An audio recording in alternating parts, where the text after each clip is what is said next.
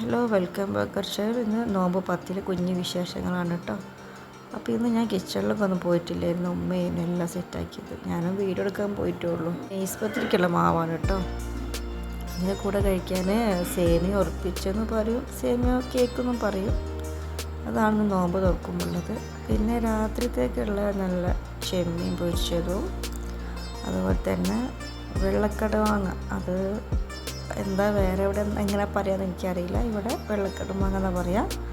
അതിൻ്റെ കൂട്ടത്തിൽ നമ്മൾ ചെമ്മീനും മാങ്ങയും ചക്കക്കുരും മുരിങ്ങക്കായൊക്കെ ഇട്ട നല്ല തേങ്ങ അരച്ച് നല്ല കറി ഉണ്ട് കേട്ടോ. അപ്പം നോമ്പ് തുറക്കാൻ നെയ്സ്പത്തിരിൻ്റെ കൂടെ എന്നുണ്ടല്ലോ നമ്മളെ മുട്ടക്കറിയാണ്. അപ്പോൾ അതിലേക്കുള്ള തേങ്ങയൊക്കെ അമ്മ നല്ല അരച്ച് വെച്ചിട്ടുണ്ട് കേട്ടോ. അപ്പോൾ കറിയൊക്കെ സെറ്റായിട്ടുണ്ട്.